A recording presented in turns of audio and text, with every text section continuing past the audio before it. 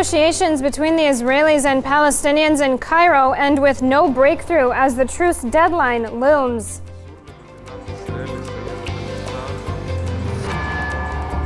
Iran's supreme leader backs the Iraqi Prime Minister-designate Haider al-Abadi, hoping for the creation of a new government in Baghdad.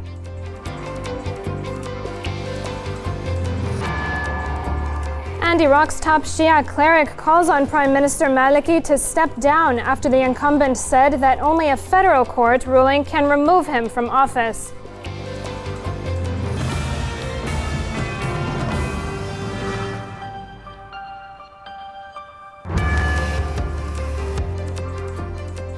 Good evening, you're watching Al-Attijah World News with me, Mary Mkhaddar. A 72-hour truce in Gaza has entered its final day, with indirect negotiations failing to produce any tangible progress. The Palestinian resistance group Hamas has reportedly rejected an extension of a 72-hour ceasefire, saying that negotiations have failed and the delegation will leave Cairo. Following 3 days of intensive talks in the Egyptian capital, aiming for a long-term ceasefire in the besieged Gaza Strip, Hamas said negotiations failed and the Palestinian delegation was leaving Cairo. Hamas has accused the Israeli entity of using the short-term extensions of the ceasefire as a stalling tactic, as it refuses to consider any of the Palestinian demands for peace. The Palestinian delegation to ongoing ceasefire talks in Cairo did not give any response to an Israeli proposal for extending the truce for another 72 hours, and the delegation canceled a press conference later on Wednesday evening. The Egyptians have presented a new plan to salvage a long-term deal between the Israelis and Palestinians. It calls for an end to Israeli airstrikes and a gradual reduction of a buffer zone along the Strip. But the latest proposal still leaves a host of issues unresolved. Hamas is demanding a full lifting of the Israeli blockade, while the Zionist regime is calling for the disarmament of resistance groups. But just as diplomatic efforts intensified in Cairo, the Zionists are continuing to experience the pressure of their war crimes. Tel Aviv has already rejected to receive a commission from the UN Human Rights Council tasked with probing over a month of killings and destruction in the coastal enclave. With no agreement reached, it seems that the violence in Gaza will continue, as the Israelis have vowed to intensify their already brutal offensive on civilians. Let's get some more information on these latest developments with our Gaza correspondent, Bulletin Al-Atrash. Bulletin, what is the latest you are hearing about these rockets being fired towards Israeli settlements? Yes, true. The Palestinian resistance factions did fire rockets 2 hours and a half before the end of the 72-hour ceasefire that had begun 2 days ago and ends tonight, actually, at 12 p.m. Just before 2 hours before the truce hour was supposed to end, Palestinian resistance groups did fire, or according to the Israeli side, they claimed that there was a rocket fired by the Palestinian resistance groups towards Ashkelon. They said that the rocket landed in an open area and did not cause any injuries or material damage. They also claimed that sirens sounded in Netivot and Zikim and Ashkelon, Ashdod as well, but all of these were from the Israeli side, or the Israeli occupation side. But the Palestinian factions, the Palestinian side did not release any statements or did not claim any responsibility for launching any rockets towards the Israeli occupation side. Actually, there were two breaches today and yesterday by the Israeli occupation forces when they shot against fishermen in the sea, once in Rafah and once in Gaza. There were two breaches from the Israeli side during the 72-hour, and they claim that the Palestinian factions just breached it a while ago with the rocket that hit Ashkelon. But again, as I said, the Palestinian factions have not confirmed any of these news yet. Well, Bassem, are Gazans expecting further attacks to take place by the Israelis? Actually, there was supposed to be a conference for the delegation in Egypt. It was canceled. Nobody knows why this conference was canceled, which keeps the Palestinians here anxiously cautious and actually waiting for news from them. Also, the Palestinian side here said that it refused that the 72-hour ceasefire to be renewed, which indicates probably that there hasn't been any progress in the negotiations in Egypt and that they had not reached a long-term agreement, which indicates probably that there might be more attacks by the Israeli side, although we had just received minutes ago news saying that after Washington had intervened through these negotiations and called Cairo, they seem that they have reached a long-term solution, not just a 72-hour ceasefire, and that the conference that was supposed to be for the Palestinian delegation will happen any minute now.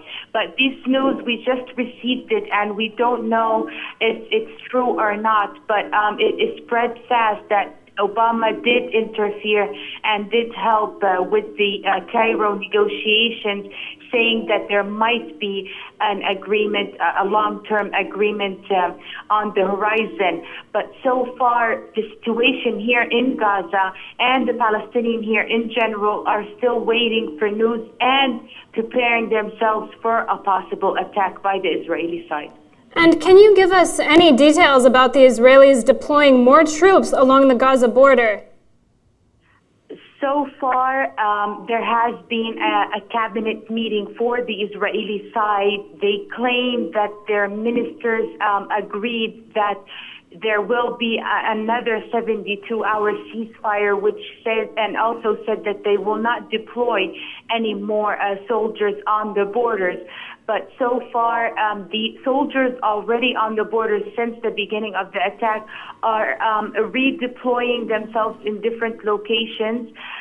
This might be just a psychosocial war to just indicate to the Palestinians that we are prepared for a war or an aggression or an attack.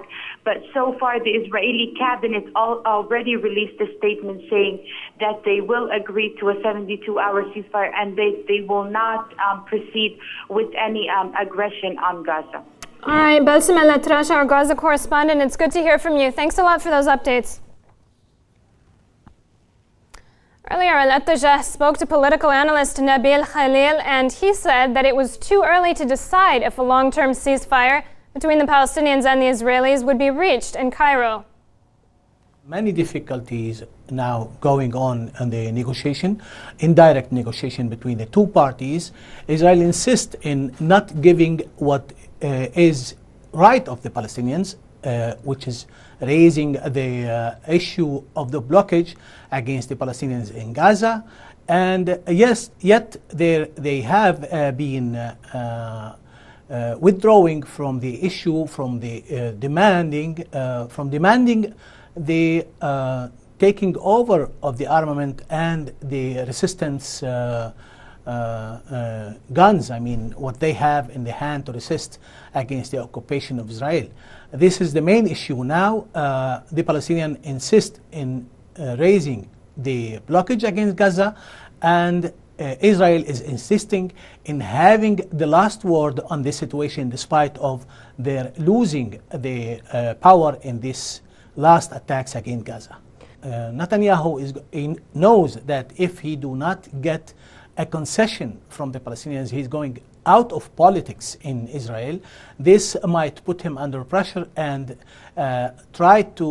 make him try to get less concessions and to make less concessions to Palestinians in Cairo negotiations. They have not make any achievement. That's why they are obliged to make some concession, and somehow they are making some concessions, like opening the Rafah and opening Karm Abu Salim cross. Yes, yet it's not enough for the Palestinians to have only these parts opening from Egypt and from Israel, Palestinians need to have their seaport minimum and the airport, because they have been part of all deals that had been done with Tel Aviv. Tel Aviv never respect their deals.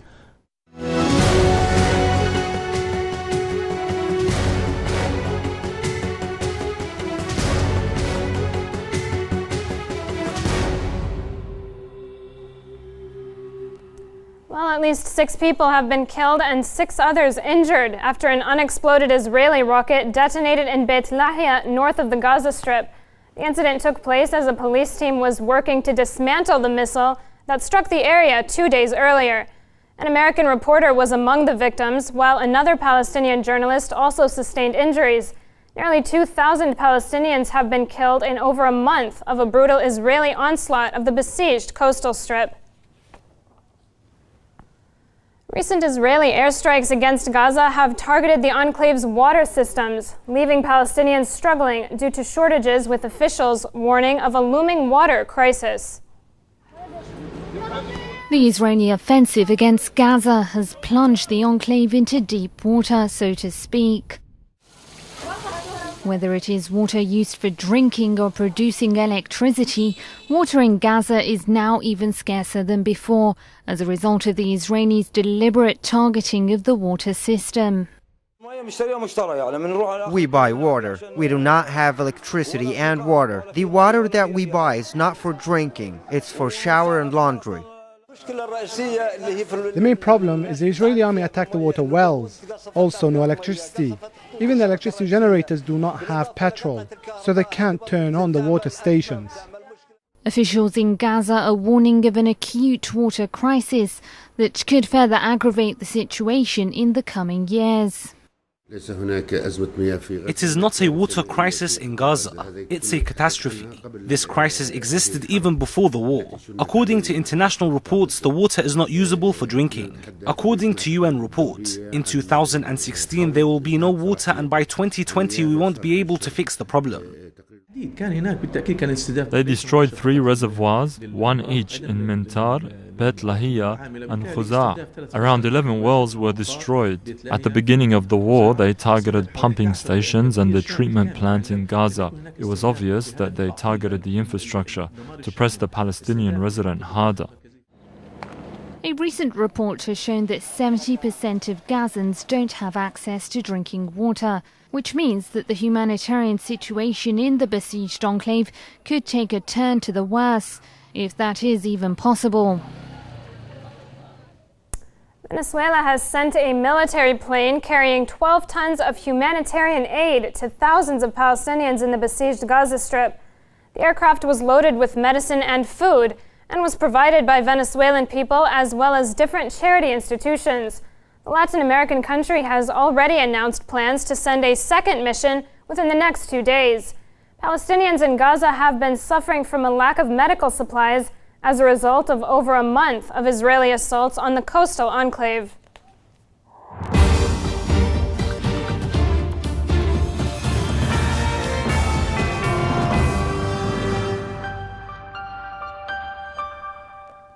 Iran's Supreme Leader Ayatollah Sayyid Ali Khamenei lent his support to new Iraqi Prime Minister-designate Haider al-Abadi on Wednesday, the clearest sign yet that Tehran was no longer standing by its old ally Nouri al-Maliki.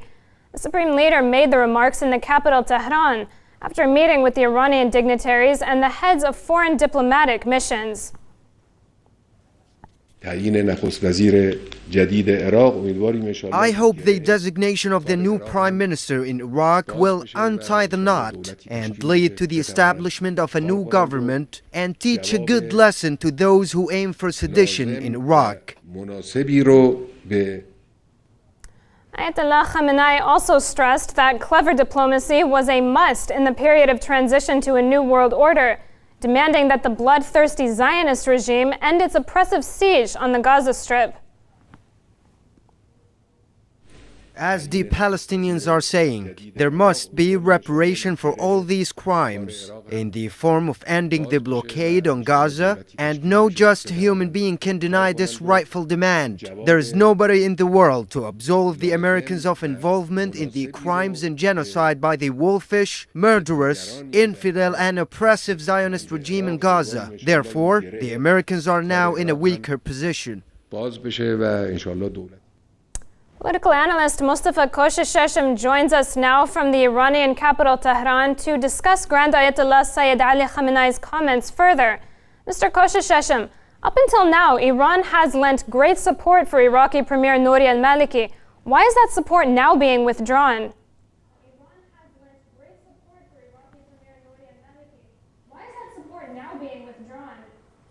Hello, and thank you very much again for inviting me to your program. The point is that the United States and its allies in the region, they've been trying hard to create this unity in Iraq. And, you know, right now Iraq is under attack by Daesh or ISIL or whatever they call themselves. That there are some rifts, you know, between the Kurdish regional government in Kurdistan and the central government in Baghdad, especially with Nouri al-Maliki, and there are some other rifts. Now here, the United States and its regional allies, especially Saudi Arabia, were seeking hard to create further disunity, but this time among the Shiites, in order to push Iraq, a major ally of Iran and a major component of the chain of resistance, which also includes Syria and Hezbollah and Lebanon, in order to you know, make it defunct. So in order to defuse this plot of the United States, Iran came to the decision that there should be unity among the Shiites. Now, according to the constitution, the Prime Minister of Iraq should be a Shiite, and he should have the majority at the parliament. And this is true. You know, Nouri al-Maliki's party has won the majority in the election, but at the parliament, al-Abadi could secure a majority support. So according to the constitution, this is al-Abadi who should be introduced as the next prime minister. But away from all these, you can see also the Grand Ayatollah Sistani has also demanded the Iraqis to avoid any kind of demonstration, because Iraq is now in a very sensitive, you know, situation, and it does not need any further rifts among the politicians and among the different sects and among the nation. Well, the security crisis gripping Iraq does not seem to be slowing down anytime soon. Does Tehran see Haider al-Abadi as a last resort for Iraq? Does not seem to be slowing down anytime soon. Does Tehran see Haider al-Abadi as a last resort for Iraq? Well, it's not the last resort. The last resort is unity. It has always been unity. I believe that Mr. Maliki and others, they should join al-Abadi in order to make a very firm dam against the ISIL, who have very lately called themselves the Islamic State. And in parenthesis, I urge all Islamic media to avoid calling them Islamic State. This is a plot to tarnish the face of Islam in front of the world people and make him afraid of Islam. They are the so-called Islamic State of Iraq and the 11 ISIL, Daesh, ISIS, whatever they call themselves.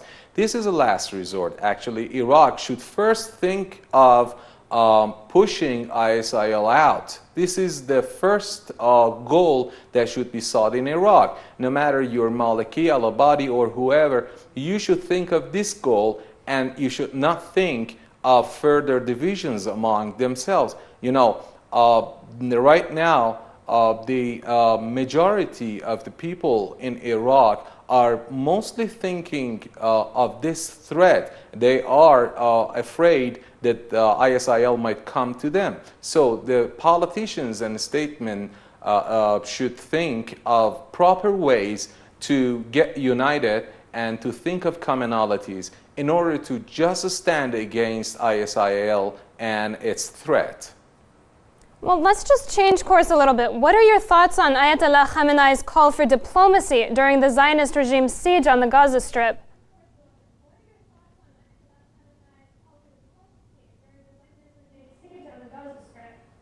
Well, we need half an hour to talk about it. It's not just about Zionist regime, it's Iran's diplomacy since the establishment of the Islamic Republic. The United States and Israel are seeing Iran as a major threat in two respects. One is that Iran is a regional power and will soon grow into a global power, and the United States doesn't want this. But the second reason is more important. Iran has a discourse.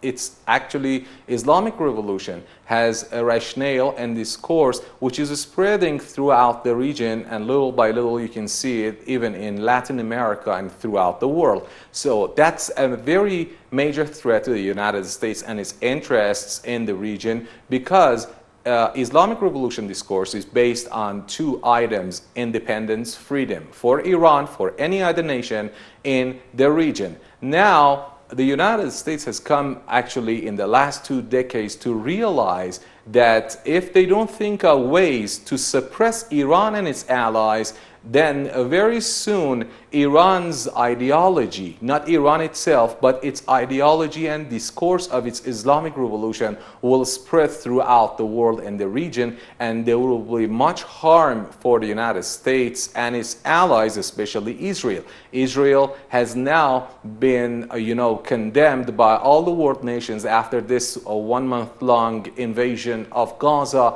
and doing genocide in the enclave. Now everybody in the world, even those who used to be a firm supporter of the Israeli regime, I'm talking about the people, not the states, they have actually changed their image of Israel, and they are now ready to punish Israel.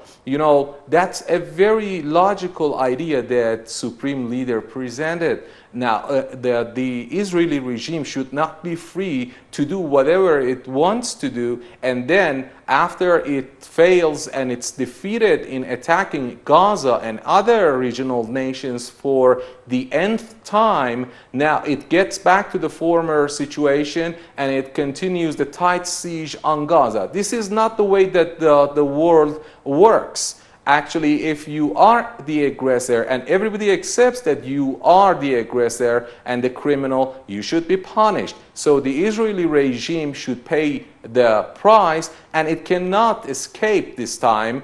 This time, many world nations have risen, and they have been out in the streets for the last several weeks in order to condemn Israel and to show that they are vigilant, they are awake, they are standing with the Palestinians, and Palestinians now have the most support ever in the history. If you can look if you look at the news in the last month, you can see places like Latin America. There's never been any other time that people have been out in the streets in thousands in support of a cause. Individually, yes, they had their own revolutions, but not for one single cause which is outside their region. In Chile, in Venezuela, and other countries in Latin America, I'm sorry I have to cut you off, but that is all the time we have for now. Political analyst Mustafa Koshes Sheshem, thanks a lot. It's always a pleasure to get your thoughts on that. Iraq's top Shia cleric Grand Ayatollah Ali al-Sistani called on the incumbent premier Nouri al-Maliki to relinquish power to a more conciliatory figure. In a letter released to the ruling Dawa party, Ayatollah Sistani said that there was a need for an expeditious selection of a new premier. However, the letter has been released by Sistani's office more than 1 month after it was written. Ayatollah Sistani also said the premier should be someone who has broad national acceptance and is able to work together with other political leaders. Meanwhile, in his weekly address, incumbent Iraqi Prime Minister Nouri al-Maliki said that it will take a federal court ruling for him to relinquish power, defying the president's decision to task a rival with forming the next government. I confirm that the government will continue and there will be no replacement for it without a decision from the federal court. All political blocs must respect the decisions of the federal court. The nomination of Haidar al-Ibadi is a clear violation of Iraq's constitution. Political blocs must refuse this illegal appointment and violation of the constitution if they are keen to see a stable Iraq.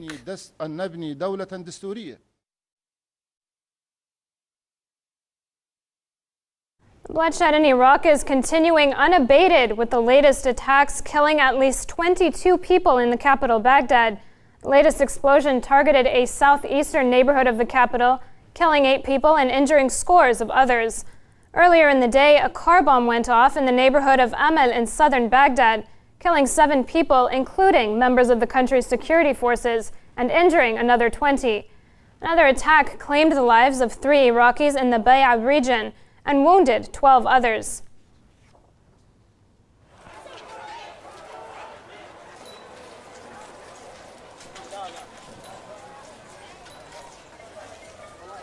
Earlier, Al-Ittijah Between the Lines hosted political analyst Sami Halabi and independent researcher Sajad Jiyad, who said that the future of Iraq is not entirely in the hands of the country's premier.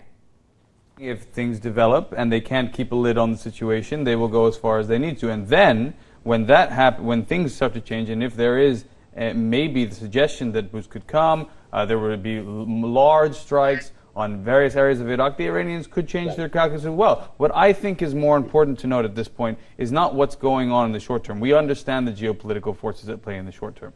What's going to happen later, I think, is more important at this point. What's going to happen when, Haidar al-Abadi is the prime minister? What's going to happen when he tries to form a coalition government in Iraq? Who's going to get the key ministerial posts?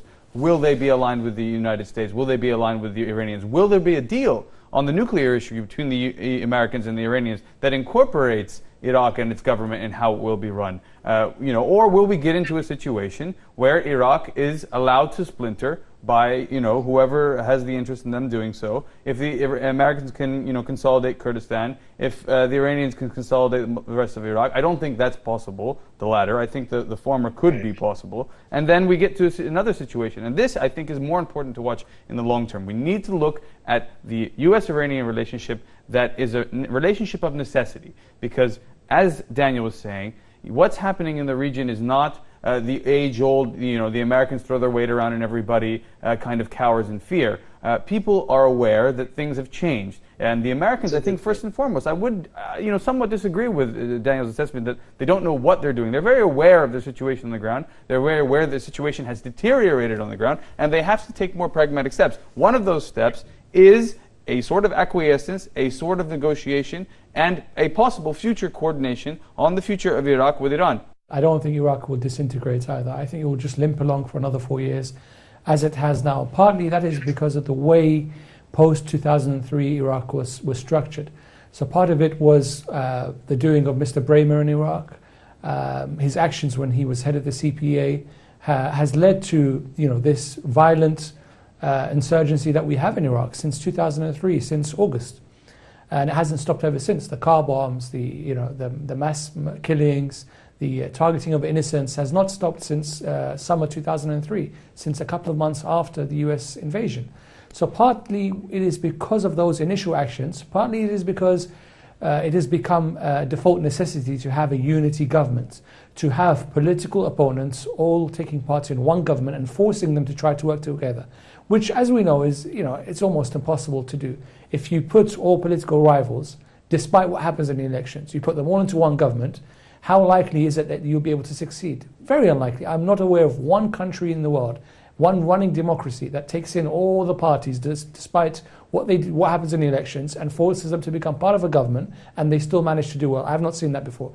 And that is one thing I don't think we'll see in Iraq. So part of it is not completely in the hands of Mr. Abadi. Part of it is that the system post-2005, the sectarian quotas, so starting from Mr. Bremer's decision in 2003 with the governing council to appoint Shia, Sunni, Kurd and so on by a particular number, that is carried on all the way through to 2014. And still to come in tonight's bulletin. Ukraine will not allow Russian aid convoy onto its territory.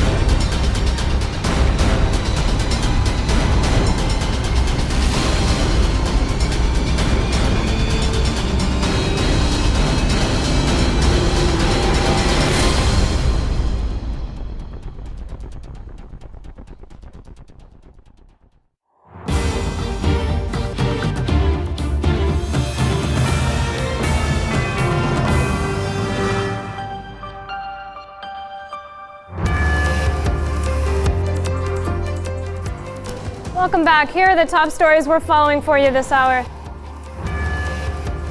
Negotiations between the Israelis and Palestinians in Cairo end with no breakthrough as the truce deadline looms.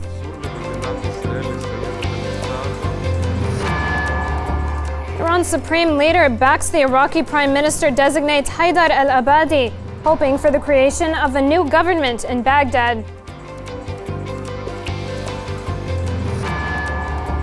And Iraq's top Shia cleric calls on Prime Minister Maliki to step down after the incumbent said that only a federal court ruling can remove him from office.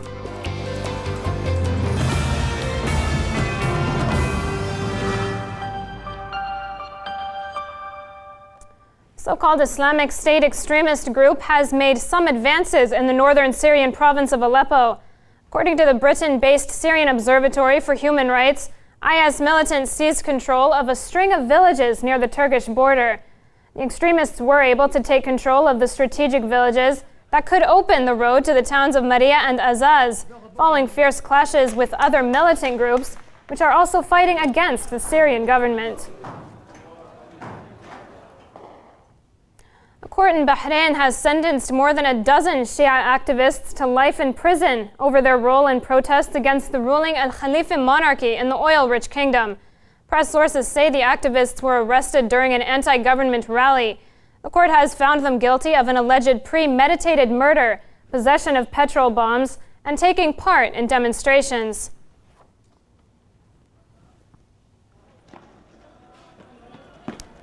Saudi Arabia was in the process of carrying out a death sentence against prominent Shia Muslim cleric Sheikh Nimr al-Nimr.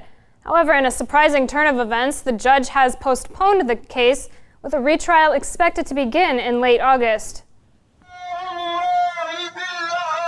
A recent eruption of demonstrations across Bahrain has placed considerable pressure on the Saudi kingdom in a case against prominent Shia Muslim cleric Sheikh Nimr al-Nimr. Saudi courts were expected to issue their verdict against the cleric on Tuesday, which was expected to carry the death sentence. However, the judge instead delayed the proceedings until August 24. Sheikh al-Nimr's lawyer announced the new date for the trial and said the defense team had proven the accusations by the prosecution that Sheikh Nimr al-Nimr was armed and fired at security forces were false. Sheikh al-Nimr was attacked and arrested on the way home in Saudi Arabia's Al-Qatif region on July 8, 2012. The Sheikh was subsequently charged with disturbing the country's security, delivering anti-government speeches, and defending political detainees. The charges earned the Sheikh a death sentence, which sparked outrage among the international community. The cleric has been leading calls for democratic reforms in Saudi Arabia and Bahrain, where the Shia communities have been marginalized, as well as demanding the release of over 30,000 political detainees in Saudi Arabia. There have been numerous demonstrations in the kingdom's oil-rich eastern province since 2011, with protesters calling for political reform and an end to widespread discrimination.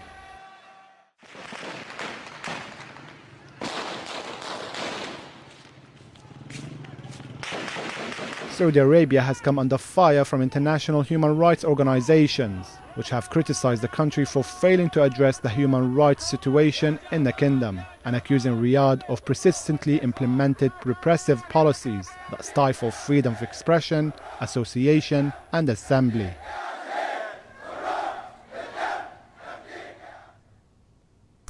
Well, despite urgent need for aid supplies, Kiev is intent on holding out the internationally supervised Russian humanitarian aid convoy en route to Ukraine's east for at least another week.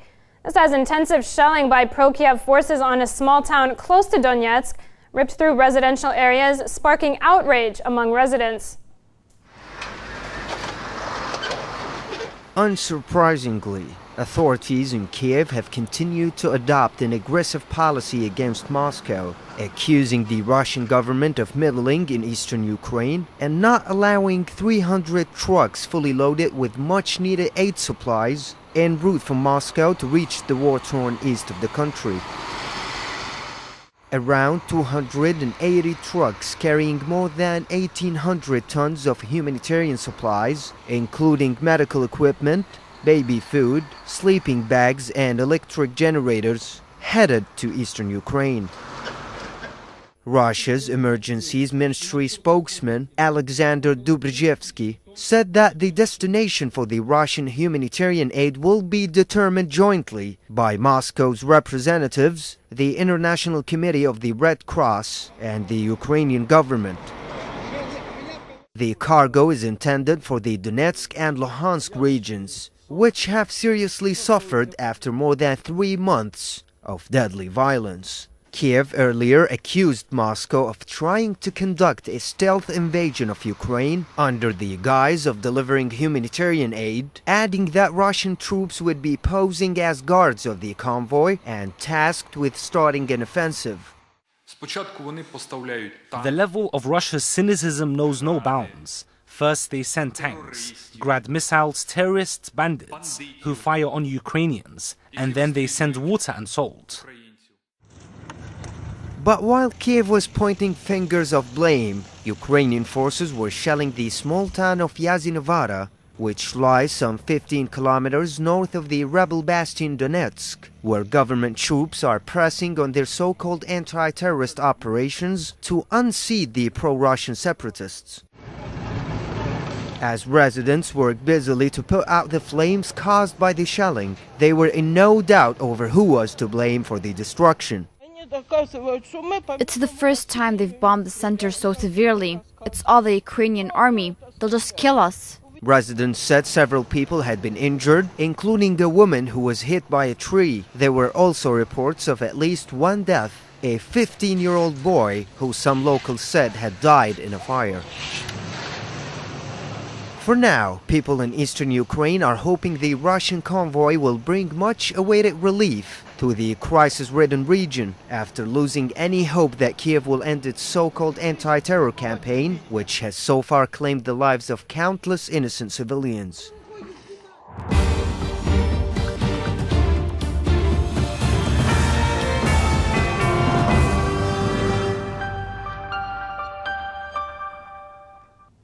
Egypt's deposed President Hosni Mubarak denied that he ordered the killing of protesters during the 2011 uprising, as his year-long retrial draws to a close. The 86-year-old spoke from a gurney inside the defendant's cage, listing the achievements of his 29-year role. He said he was not forced from power in 2011, but gave it up voluntarily so that Egypt would avert an abyss. At least 6 people were killed and 20 others injured when an explosive device blew up in southern Yemen. The bomb went off when military experts were trying to defuse it in the southern city of Laj. The attack, which was targeting Yemeni security forces, is suspected to be linked to Al-Qaeda.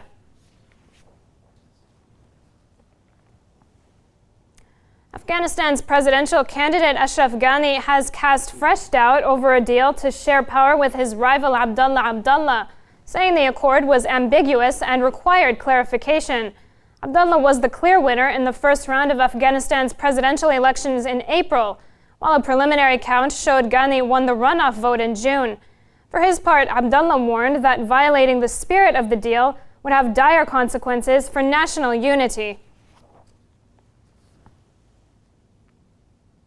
The UN Security Council has threatened South Sudan with sanctions over the failure by the government and rebels to form a transitional government as the country heads for the worst famine since the mid-1980s. British Ambassador to the UN, Mark Lyle Grant, is leading a 15-member delegation to the troubled nation to push for peace after South Sudan's warring factions failed to meet an August 10th deadline to form a transitional unity government, which was one of the conditions of a ceasefire deal signed in January that has since been violated by both sides. Grant said the UNSC was also speaking to other bodies, such as the Intergovernmental Authority on Development, a regional group, about possible punitive steps.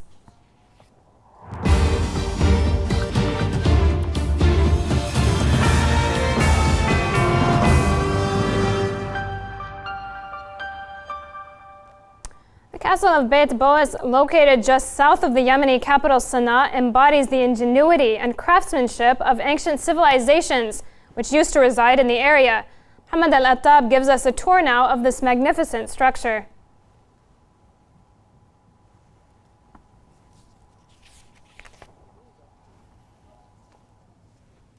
7 kilometers south of the Yemeni capital Sana'a, while some sources claim the fortress was named after a Jew named Bos. Many historians believe the castle was first resided by Sam, the son of Prophet Nuh, before he finally settled at the foothills of Nuqam mountain, or modern-day Sana'a city, which is also sometimes referred to as Sam city. Beit Bos Castle is one of the most important historical sites that has retained its unique architectural style. It reaffirms and emphasizes Yemeni tradition and culture, though its unusual entrance and closed structures that all lock up on a central square. And though the way it's All right, we're going to take you live now to Cairo, where the Palestinian convoy is holding a press conference. Let's listen in. Would have been destroyed, and the destruction of the infrastructure, the water, the gas, the electricity, the health, but the way the Israeli delegation took in Cairo for almost 72 hours caused that the agreement did not concluded. We had two ways: either to say we have not reached an agreement, or continue with the ceasefire in place. But in the last minute, we reached an agreement that to extend the ceasefire for 5 days, for another 5 days, which will start from midnight today and will finish on Monday. Now is 120 hours instead of 72 hours. The Palestinian delegation will leave back to Ramallah to discuss with the President Abu Mazen and the Palestinians leadership, and also the Israeli delegation. They did not, he was not here. They sat for a few hours and they left. I say yes, yes, there was some development and agreement on many points concerning the lifting of the blockage, until the climate remains calm, in order to reach and agree to some other details concerning some sections without lifting the siege from the sea and also inland, and also the open of the tunnels between Gaza and Israel, and also the freedom to work in the regional Palestinians' sea water, which is still in need to an agreement. And some of the points concerning the security, which need further and more discussion, and the role of the United Nations and the international community, then to make an agreement, to reach an agreement, to have a conference to those the donors. For the donors, this is supposed to take place in Darwich, but in the last few days we agreed that we will move it back to Egypt for this conference, and also we need the other party concerned to agree to it. Yes, we were going to very precise moment. Yes, the Israeli delegation, which the president nominate, it was not representing from any fraction, but it was representing all the Palestinians.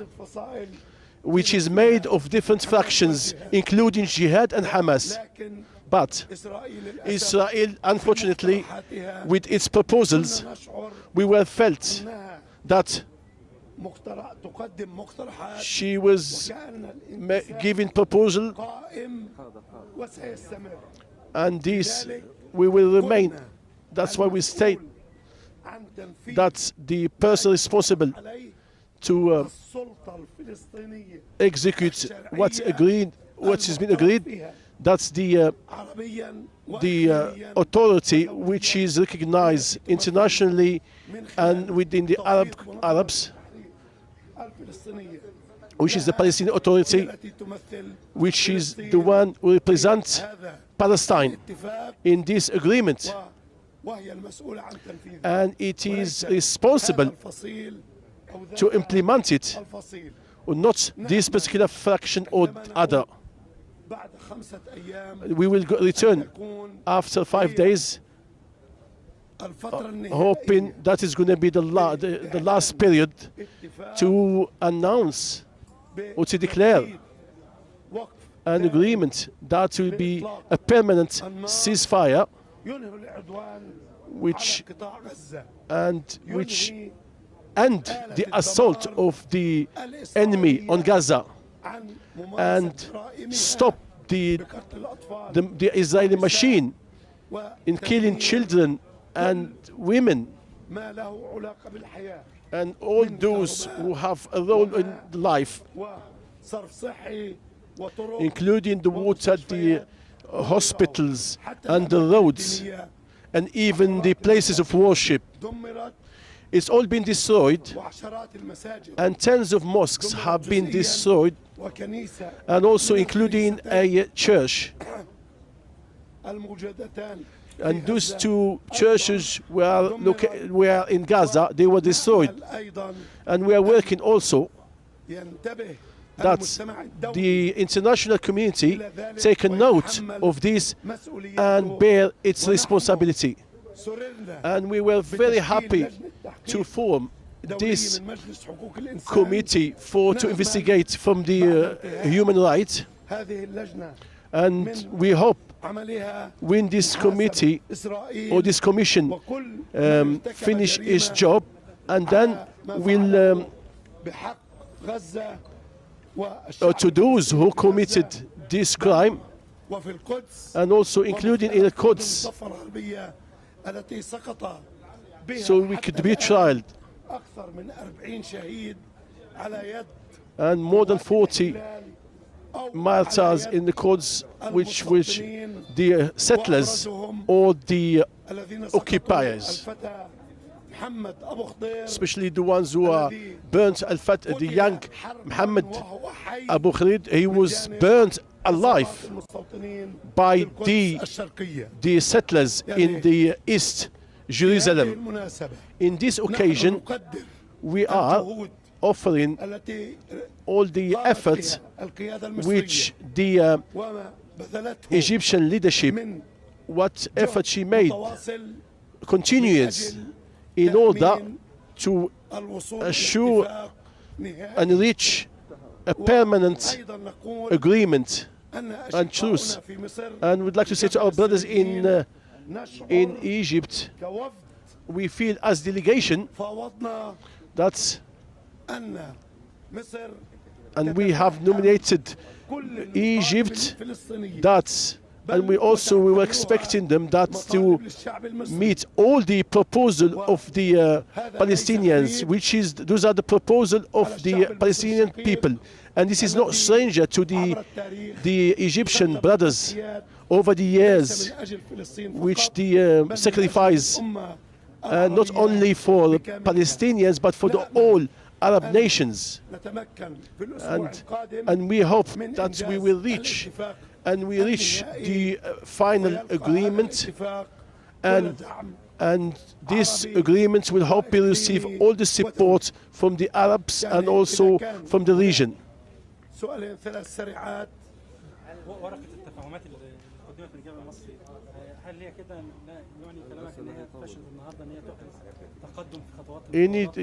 what are the steps and developments, the progress which took place? Listen, Egypt does not propose anything from Egypt. There is no proposal. It's only as a mediator. The rules of Egypt is only as a mediator. He's got to speak to those who are negotiating, and he just listen to the both of them and try to get to some one link which is going to get both parties together. It was not proposal, but it was an Egyptian attempt to get the two parties to sit near to each other in order to reach an agreement. And as I told earlier, most of the point which Egypt handed to the Israel, most of it has been agreed.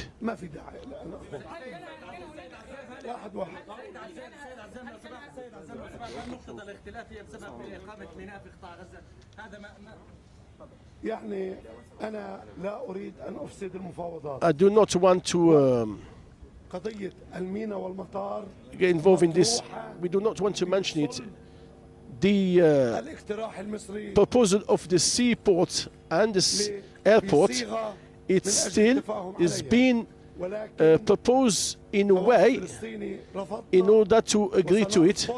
And as Palestinians, we refused, and we've said this all along, that we will not accept any ignorance to this issue. We told to Israel, we didn't ask, we did not request any demand. We did not demand anything from Israel. Nothing. We don't want anything from Israel.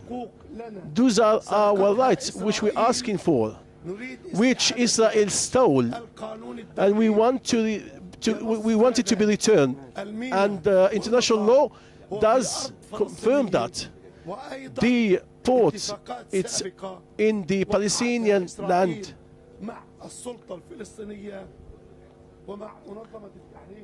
And the Organization of the Liberation of Palestine, there was nothing new. As I indicated, that Israel feels that the division is still continuing. She wants to mention this point in order to emphasize on the division, and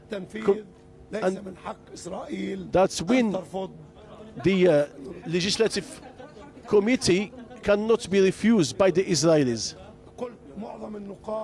As stated, most of the points we've agreed to, with details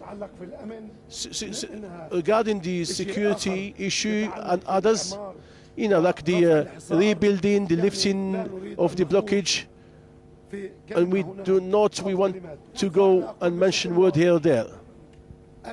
We must be clear. There was the wording. You see, we did not agree about the wording of some, but the agreement, it was reality now, is center of this negotiation. This is an issue concerning Egypt, nothing to do with the war. The Egyptian delegation, they are not being appointed to investigate or search. This has been mentioned before between Palestine, or discussed and Egypt, between Palestine and Egypt, and this is before the war. And I was present, and we've agreed with the Egyptian leadership, and Egypt want to talk to the legitimate authority.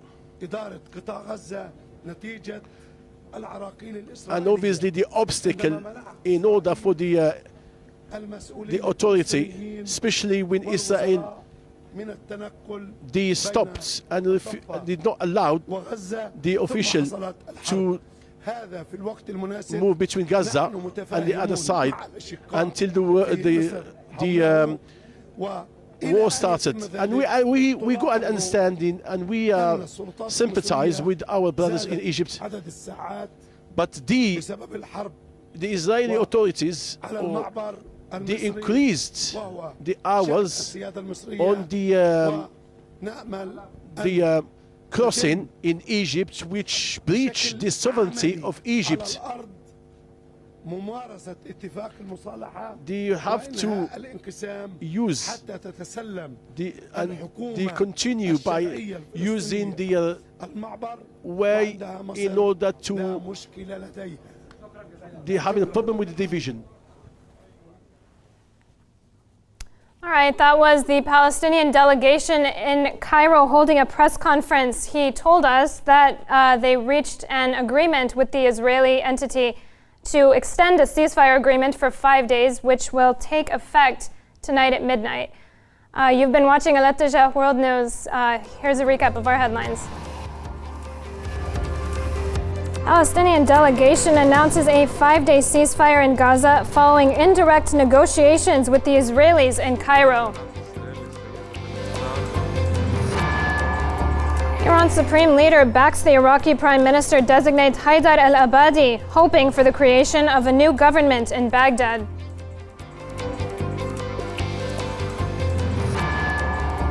And Iraq's top Shia cleric calls on Prime Minister Maliki to step down after the incumbent said that only a federal court ruling can remove him from office.